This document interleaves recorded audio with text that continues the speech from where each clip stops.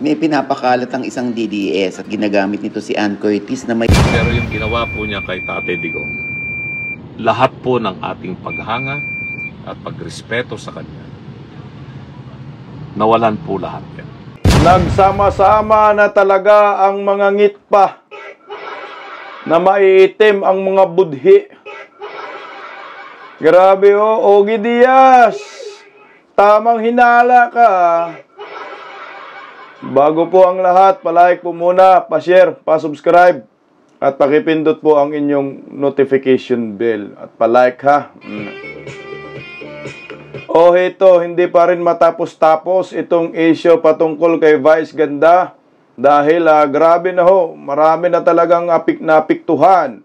Pati si Senator Marcolita kagahapon naglabas na rin po ng kanyang pagkadismaya sa kabastusan ni Vice Ganda. Ito, alam ko nagiging manager ni Vice Ganda si Ogie Diaz o baka nga manager pa rin ngayon na hindi ko lang alam. Pag-usapan lang po natin yung pambibintang ni Ogie Diaz sa ating mga Duterte diehard supporters. Sabi ko na nga ba kagahapon na mukhang ibibintang po sa atin itong mga kumakalat sa social media patungkol kay Miss Ann Curtis na di umano'y nagpost po ito laban kay Vice Ganda. So ngayon, ito na nga nangyari na nga pinagbibintangan tayo at sinisisi tayo itong si matandang huklubang ngitpa rin po ito, syokla rin po ito, tungkol po doon sa mga post di umano na fake nagamit ang pangalan ni Miss Ann Curtis. So, pag-usapan din po natin yan. At ito, meron ding, I think kababayan yata taga saan ba si Vice Ganda? Kasi nung nag-research ako, lumalabas taga Tondo. Sabi kasi ni Attorney Raul Ambino, Ilocano daw si Vice Ganda.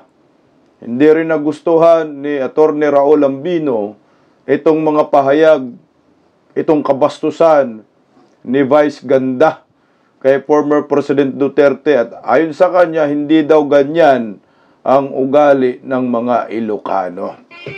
At good news rin po mga kabisdak, panalong-panalo po dito si Tatay Digong dahil yung isa sa witness diyan sa ICC laban kay Tatay Digong, ICC naman din ang pag-uusapan natin dahil kay Vice Ganda, pag-usapan na rin po natin ito. Nilabasan po ng multiple warrant of arrest ng korte diyan sa Davao, Patay ka, Las Cañas. Ito yung sinabi ko, Vice. Binabastos mo yung hindi binigyan ng due process. Ayan yung mga witness, Mga kriminal din pala ito, may warrant of arrest. Pag-usapan din po natin yan maya-maya. Unahin po muna natin mga kabisdak, itong pagkadismaya ni Attorney Raul Ambino sa kabastusan ni Vice Ganda. Palike po muna. Pakinggan po natin mga kabisdak. Kasi nga po dito sa ginawa ng isang entertainer, isang kilalang entertainer na popular sa kanyang mga programa sa television at maging sa kanyang mga social media platform. Yung ginawa po niya kay Tatay Digong na hindi po katanggap-tanggap sa atin at sa maraming mamamayang Pilipino, na hindi po nakatutuwa na gawin po yung ganong panlalait sa isang naging pinakamagaling na Pangulo ng Pilipinas na biktima ng injustice sa ginawa po sa kanya ng ating pamahalaan at ng mga grupong walang hinangad kung hindi siraan si Tatay Digong at ang pamilya Duterte.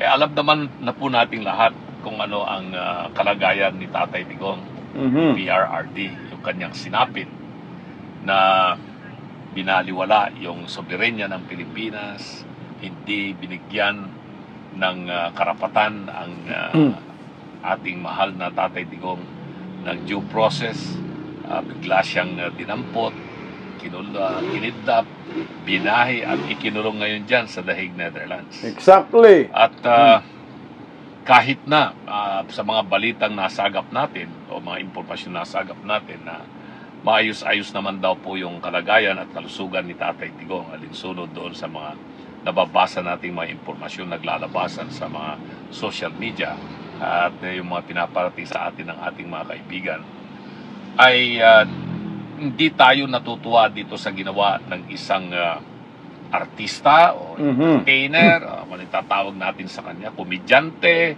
Bastos na komedyante. At ginawang katatawanan, pinaglaruan si Tatay Digong sa kanyang naganap na konsyerto kung kailan yon. At hindi man lang niya Nerespeto. ginamit ang kanyang puso. At sa tingin talaga natin, iyon ay isang panlalait. At dahil gusto lamang magpapansin sa kanyang mga tagahanga o kaya'y mga nandoon na nanonood sa kanyang programa, maglalabas siya ng ganun klaseng number o kaya'y isang pakulo. Okay. Panglalait, gusto ko po yung word na panglalait kasi marami kasing mga nagkukomento rin, lalo na mga pinklawan, hindi daw yung pambabastos. Hindi po, sa kanila, hindi pambabastos, no? Ito nga ngayon, ayon kay Attorney Raul Ambino, ito ay panglalait. Natuwa sila kasi galit sila kay former President Duterte. Natuwa sila dahil nasaktan sila sa panahon ni Tatay Digong. Meron kasing tinatawag na pro at anti. Sa mga anti-Duterte, natutuwa kayo. At wala ho kayong nakikitang pambabastos o panglalait doon. Ang nakikita po ninyo ay parang entertainment lang. No? Yung binitawan na kabastusan ni Vice Ganda, pumapabor sa inyo. Dahil alam naman ho namin, nagalit kayo kay Tatay Digong. Pero hindi rin po pwedeng i-discredit nyo yung damdamin namin. Aminado po kami na nasasaktan kami. Hindi ka Duterte supporters pag hindi ka nasasaktan sa ginawang pambabastos at panglalait ni Vice Ganda. Kaya kami ngayong mga political vloggers sa ayaw ninyo sa gusto, hindi po kami titigil dito. No, sa kaka-content at kaka-counter dito sa mga alipuris ni Vice Ganda. Sa mga bubonistang, tanganistang, loyalista ni Ngagba, mga pinklawan dilawan. Kailangan po natin i-inject ito sa mamamayang Pilipino na below the belt yung ginagawa ni Vice Ganda at hindi nakakatuwa. Lumalampas na yun sa limitasyon. Hindi po pwedeng palampasin ho ito. At kailangan tayong mga supporter ni Tatay Digong, huwag tayong magpaapi. Huwag tayong magpatalo sa kanilang mga mali-maling impormasyon at mind conditioning na sasabihin nila, okay lang yun. Hindi masama yun. Anong hindi masama? Binabastos mo yung isang senior citizen, binabastos mo yung former president na wala namang ginawang kasalanan sa'yo, at ngayon nakaranas na pang-aabuso under gobyernong Marcos at nandoon sa dahik nga ho, illegal detention. Hindi binigyan ng due process. Sana maunawaan ng mga tao ito. Kasi hindi ho po pwede na yung mali gawin nating tama at ang tama gawin nating mali. Ito yung ginagawa ni Vice Ganda eh. Yung mali, tinatama niya dito. At yung tama, minamali niya. Ano ba ang mali niya dito? Pambabastos kay Tatay Digong. Marami kaming nasaktan. Kasama si Attorney Raul Ambino. Maling-mali yan na kailangan itama ho natin. Na hindi ho po pwede na kayong mga komedyante ay mambastos kayo ng mga tao na wala namang kasalanan sa inyo. Baka ho po pwede, bastusin nyo na lang yung inyong mga sarili. At yung mga sarili ninyong pamilya, para hindi na kayo makadamay pa ng ibang wala namang kasalanan sa inyo. Yung international na komedyante, si Jokoy ba yun? Napanood ko sa Netflix. Alam nyo ang ginagawa niyang pulutan dyan? Sa kanyang mga pagpapatawa? Pamilya lang niya. Nagkikwento siya. Kagaya rin si Alex, ganun lang. Mga kaibigan lang din niya yung ginagawa niyang kakatawanan. Kasi nga hindi yun magagalit dahil kaibigan niya at kapamilya nila. Ito, gumagamit ka ng ibang tao.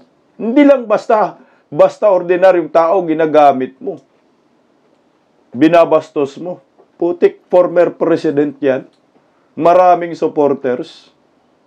Oo nga naman, mautak din itong baklitang ito. Sa isip-isip siguro niya, pati writer, titira ka man lang ng kabastusan, tirahin mo na yung maraming nagmamahal. At tirahin mo na yung maraming supporters para mag-trending ka. Ito yung masakit dyan. Nakatotohanan. Nagtagumpay nga sila dito. Dahil nag-react po tayo at hindi naman kasi po pwedeng sabihin tumahimik na lang tayo kasi diversionary tactics yan. Hindi eh. Talagang sinasadyang binababoy po ni Vice Ganda si former President Duterte at hindi pwedeng palampasin ho ito. Tatahimik na lang ba tayo? Tinatamaan na tayo dyan eh.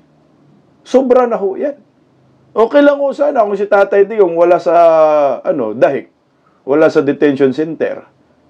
Pwede tayong tatahimik. Kung hayaan na natin yan. Butya, nandiyan naman si Tatay Digong, maayos naman ang lagay. Pero ito, sinasadya, kasama ng mga scriptwriter nila dyan, mga direktor, kasama si Vice Ganda, itong ginawa ho nilang kabastusan kay former President Duterte na dapat ito ay may kabayaran.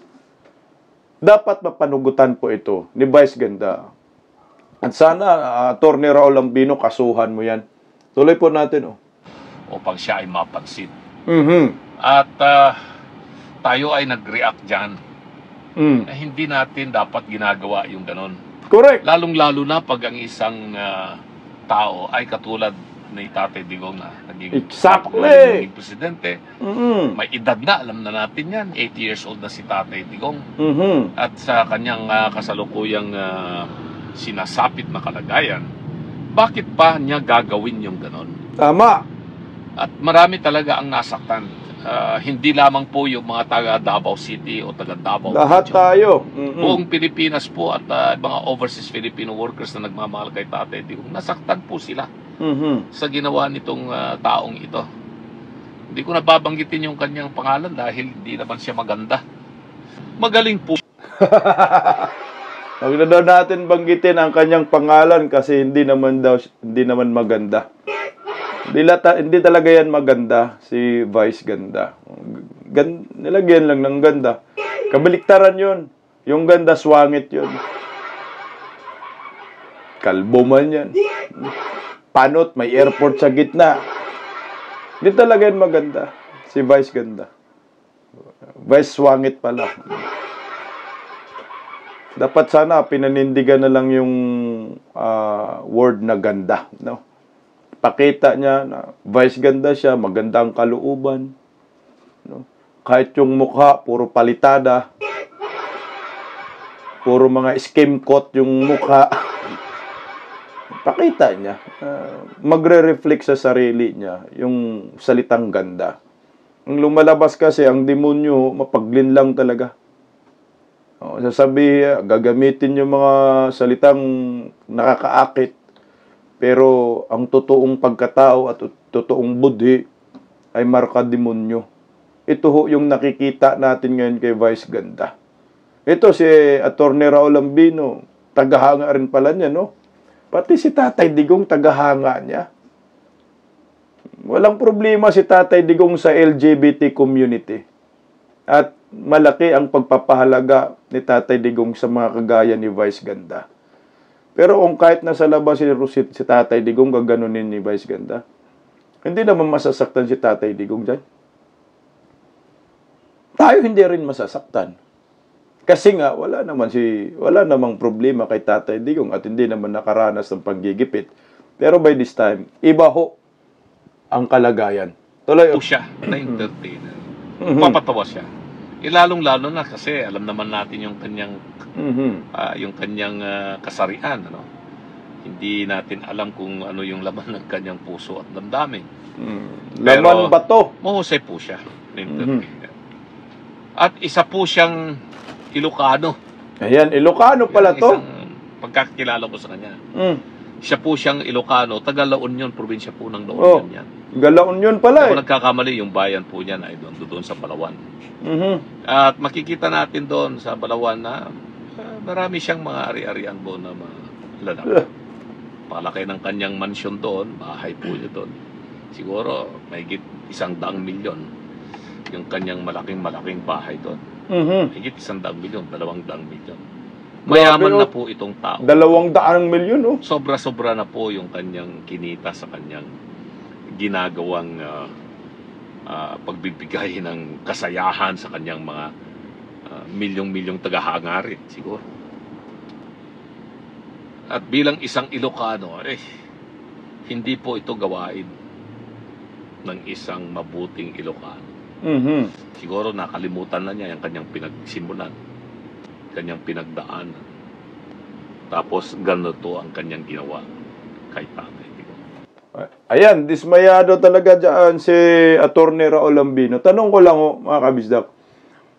Ilocano ba si Vice Ganda? Kasi nga, nung nagre-research po ako, lumalabas taga Tondo si Vice Ganda. Doon sa Tondo pinanganak.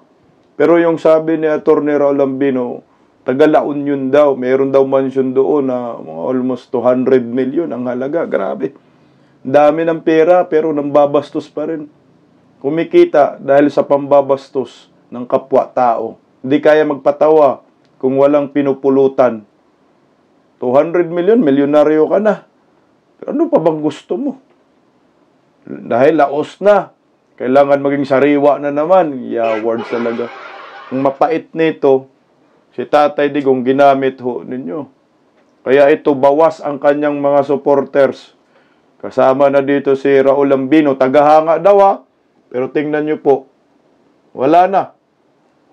Withdraw na, baklas ng paghanga ni Atty. Raul Lambino kay Vice Ganda.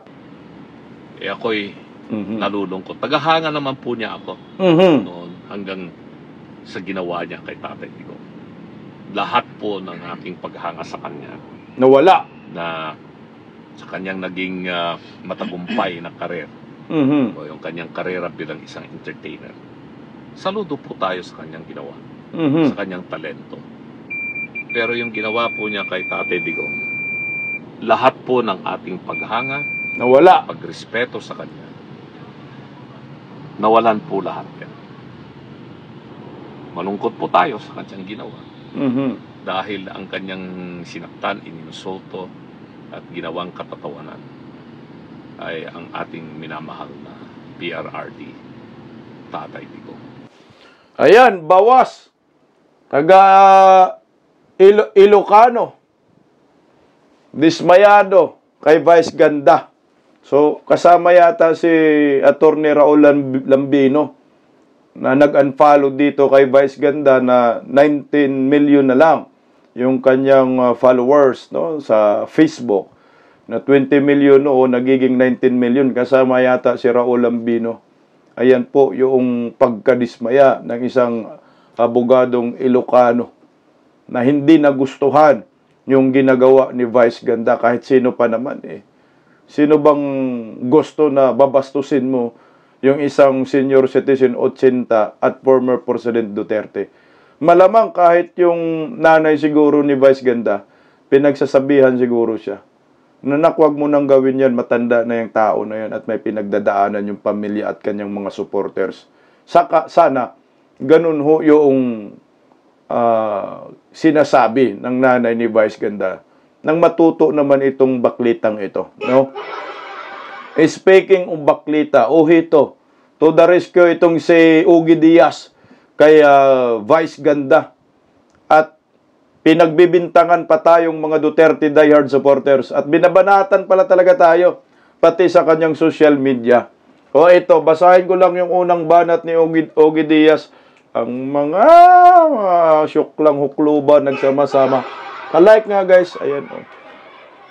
Ayan yung post ni Ogie Diaz. Ang sabi niya po dyan, kasi nga, di ba, nabawasan yung followers ni Vice Ganda. Sabi hala. So, from 20 million, naging 19 million na lang ang mga followers ni Vice Ganda sa kanyang fan page. Nag-unfollow kasi sa kanya yung mga DDS na di nagustuhan yung jet ski holiday joke sa kanyang concert. In-screenshot pa nila ang pag-unfollow at ipinost pa ito sa kanilang sukmid bilang patunay na legit ang pag-unfollow nila. Hindi lang yon, lahat ng ini-endorso ng produkto, brands ni Vice ay hindi na rin daw nila tangkilikin. Ayaw na raw nilang kumain sa McDo. Kahit pag-order sa Shopee, hindi na raw muna. Ganyan sila kasulid supporter ni Tatay Digong. Anyway, sana kunin endorser si Vice ng DepEd. Ng DepEd, no? O kahit yung tupad. Ulul. Meron bang mga DDS na miyembro sa tupad? DepEd. Pinatamaan mo si Vice President Inday Sara dyan. Grabe, no? Yung mga pinklawan dilawan, papareho-pareho sila ng utak, ugali at budhi. Ganito ho ang kanilang karakter. Ganito po ang kanilang personalidad. Kaya hindi po tayo magtataka kung bakit nagkakaintindihan sila. Kasi iisa ang tabas ng mga dila nila. Isa yung tabas ng mga mukha nila. Mangangit pa. Kagaya itong si Ogie Diaz. My God. So personalan na talaga. DDS laban sa mga swangit na mga pinklawan dilawan. Ayan o. Mukha pa lang, pagod na eh. Ngayon, no, sana wag po kayong masaktan pag kayo po ay sinasagot ng mga Duterte diehard supporters. Total, nagpo-post kayo, bumabanat kayo sa inyong mga channel, karapatan din po naming sumagot. Kumbaga, ano lang, laban lang, no? Magsagutan lang. Dahil pinapatamaan ninyo kami nagre-react lang kami sa inyong mga papatama sa amin. Dahil alam ko ho, hindi po ito matatapos ng ganun-ganun na lang itong ginagawa ni Vice Ganda sa kabastusan kay former President Duterte. Nakakalungkot dahil itong mga taong ito, imbis sila po ang magtatama sa maling ginawa ng kanilang kaibigan o manager ba to? Noon, bago na ba manager ni Vice Ganda o siya pa rin, ay para bang nagustuhan pa nila. Hindi lang para bang talagang ginusto pa nila ang pambabastos ni Vice Ganda sa isang matandang 80 anyos na former president nandun ngayon naghihirap sa daig. Dapat kayo nga ho yung magtatama dyan eh. I-correct ninyo o pagsabihan ho ninyo, tayo ay Pilipino eh. Dapat tayo magintindihan. Alam ko ang puso ng mga Pilipino nandun yung respeto. Pero kayo ngayon, para kayong sinususugan pa ninyo si Vice. Tama yung ginawa mo, Vice. Dapat nga kayo ang unang magsabi kay Vice Ganda, Vice, oo, gustuhan namin yung joke mo, no? Kasi maraming tumawa doon. Pero yung pinagtatawanan, yung taong naghihirap ngayon sa dahig, at maraming nasasaktan yan. Iba yung kanilang nararanasan ngayon. Baka po pwedeng mag-apologize ka na lang. Parang ganun ba? O kayo, sasabihin namin, kung kayo, baliktarin natin. Kung sakali si Leni Robredo, merong mangyayaring hindi maganda sa kanilang pamilya, tapos banat-banatan namin, payag kayo, matutuwa kayo, gawin namin kakatawanan. Sim dito kay Bongbong Marcos, sabihin na lang natin sa mga Pulawan, yung amo ninyo, may mangyayaring hindi maganda, tapos gawin namin pulutan, bastusin namin. Hindi rin kayo matutuwa. Yun yung sinasabi ko. Na dapat kayo po mismo mamagitan na lang ho kayo. Hindi yung parang natuwa pa ho kayo.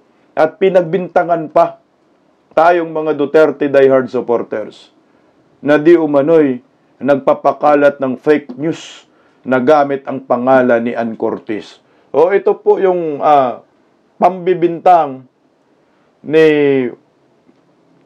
Ogie Diaz ba to? Akala ko Ogie Alcacid eh. Kamukha rin niya, awards eh. O ito ha, na-content ko po ito kagahapon. Sabi ko malamang ho, itong nagpapakalat ng, yung kumakalat na fake news patungkol sa paggamit ng pangalan ni Ann Curtis na inaatake nga si Vice Ganda, ay malamang isisi sa atin. Ito na nga ho yung nangyayari. Sinisisi nga ho tayo. Pinahid sa atin yung ganyan. Butsa kami, sanay kami sa tinatawag na tanim, tanim fake news eh. Kayo yung may gawa yan, hindi kami. Pakinggan natin. Sana hindi ako makapiright dito. Iswangit. May pinapakalat ang isang DDS. Aha. Ginagamit nito si Ann Curtis na may blue check pa ha, bilang verified o legit account daw ito ni Ann. Ang sabi ni Ann, sometimes yung joke mo, Vice, hindi na talaga nakakatuwa. Di mo talaga ramdam na nakakasakit ka na ng tao. Kahit yun man ang role mo, mag-control ka naman sa mga biro mo. Alam mo ba na iilan din kami na may lihim na galit sa'yo? Di ka na lang namin pinapatulan dahil lamang sa respeto. Respeto, talaga ha. Ang hilig mo magpahiya ng tao, di mo nga alam na ang dami ng contestant na bad trip sa'yo. Okay. Ito yung mahirap dyan. Dahil tayong mga DDS ang pinupuntarya ng taong ito, Ogie Diaz. Nag-iisip tuloy ako, bakit tayo agad? No? Kasi nga, tayo yung pinapatamaan. Tayo yung nagre-react. Kaya ganun-ganun na agad yung kanyang pinagsasabi na nagpapakalat ng fake news yung isang DDS. Tayo agad DDS agad yung sinisisi niya. Tuloy lang natin kunti Sa mga comment section nga ay ang daming napaniwala sa quote na ito ni Ann Curtis. Pero lilinawin ko lang po ito po ay fake at gawa-gawa lamang para manganak ang galit ng tao, lalo na ng DDS kay Vice Ganda. Pero sorry nabukong fake dahil ba't naman hindi alam ni Ann yung spelling ng respeto, naging respito? O bakit kami agad yung sinisisi ninyo? Mga DDS talaga? Alam nyo ho, kami marunong kami rumispeto. Hindi po kami kagaya ho ninyo na mga bastos kayo. Tingnan nyo ho, biglang lumabas yung ganyang kumakalat na fake post nga di umano'y gamit ang pangalan ni Ann Curtis na binibira si Vice Ganda. Putang ina, tingnan nyo, tayo agad yung sinisisi. Hindi ba ho kayo yung gumawa dyan? Para kami ay masira. Kasi halatang-halata naman ho na fake news. Kahit ako una pa lang nakikita ko na fake news talaga. Kailan ba nangyayari yung pangkabastusan ni Vice Ganda? Di ba August 9? Alam niyo po, Ogie Diaz, hindi naman po kami mga tanga. Nagawa-gawa po kami ng mga ganyang post. Tapos, alam namin na tatamaan kami. Tingnan niyo po. Yung post na yan ay kumakalat din nung after, siyempre, lang yan, poster lang yan. After concert ni Vice Ganda, pambabastos kay Tatay Digong. Putsang ina, hindi ko na kailangan tingnan yung respeto sa respeto. Ayan, paano malaman na fake news? August 5, yung nakalagay na date. Kailan ba nag-concert si Vice Ganda? August 8 to August 9. Tapos yung post na yan, August 5, hindi na-edit. Kayo may gawa niyan. Kayong mga pinklawan, mga dilawan, sanay kayo dyan. Ang tawag dyan, tanim na fake news para kami ay inyong sisisihin. At kami ang papalabasin ninyong nagpapakalat ng fake news. Kagagawa ninyo yan. Wala kaming ganyan. Ni minsan, hindi ganong kahangal ang mga Duterte diehard supporters. May mga isip din kami, may mga utak. Matatalino rin ho kami. Kayo yung gumawa niyan, hindi kami. Bakit bigla agad kami ang inyong sinisisi? Pwede rin namin sabihin na kayo ang may gawa yan. Hindi kami. Gumagawa kayo ng mga mali-maling balita at isisi ninyo sa amin. Kayo yung nagmaniubra dyan. Dahil nag-content agad si Ugi Diaz dito eh. DDS ang pinupuntarya. Anong tawag dyan? Tanim fake news para isisi nyo sa amin at magmukha kaming mga masama. Kayo yung may gawa dyan, hindi kami. Tingnan mo ha, magaling sila sa mga ganito maglaro-laro. Mga pinklawan-dilawan, expert sila dyan sa social media. Gagawa ng fake news. Kaya tayo dapat, mga DDS, mag-ingat ho tayo. Medyo gusto pa talaga nilang palawakin itong isyong ito. Anyway, talagang lalawak ko ito. Pero, sa pagkakataong ito, mukhang pumapanig sa amin ang pagkakataon. Sa kabila ho ng kabastusan ni Vice Ganda, sa kabila ho nakawalang respeto ng baklitang ito kay former President Duterte, dumadating po ang biyaya sa amin. Good news po ito, makinig ka Vice Ganda. Nilabasan po ng multiple warrant of arrest itong witness di umano sa ICC laban kay former President Rodrigo Roa Duterte na si Las Cañas. Makinig ka, Ugi Diaz, Vice Ganda, mga bubunistang, tanganistang, loyalista ni Ngagba. O ito, dinapaganda pa ngayon sa amin. Naglabas ng alias warrants of arrest ang Regional Trial Court Branch 10 Davao City laban sa dating pulis na si Arturo Las Cañas para sa mga kasong cyber libel, murder, and attempted murder. Noong Hunyo 9, 2025, inotos ang kanyang pag-aresto sa kasong cyber libel sa ilalim ng cybercrime law na may piyansang 48,000. May mas mabibigat pang kaso si Las Cañas na murder na walang piyansa at 2 attempted murder na tig 120,000 ang piyansa. Inatasan ang mga otoridad na isagawa ang pag-aresto sa loob ng 10 araw. Si Las Cañas, retiradong pulis at umaming kasapi di umano sa Davao Death Squad, ay tumistigo laban kay dating Pangulong Rodrigo Duterte at nanatiling pugante. Ayan o, witness ninyo, Vice Ganda, multiple warrant of arrest, merong isang walang piyansa dyan. Yan ang sinasabi namin sa inyo. Sa inyong kabastusan, meron ding biyaya at napupunta sa amin ngayon. Bakit panalo dito si Tatay Digong? Siyempre, kalukuhan naman yung ICC kung maniniwala dito kay Las Cañas. Ito hinatulan na May warrant of arrest Gumagawa ng kwento, may kasong murder. Sila yung dapat arestuhin. Sila yung dapat ikulong. Kaya para sa akin, panalo po ito para sa atin, mga Duterte diehard supporters. Panigurado po, galingan na lang ng legal team ni former President Duterte. Ayan po mga kabisdak, mabuhay po tayo mga Pilipino.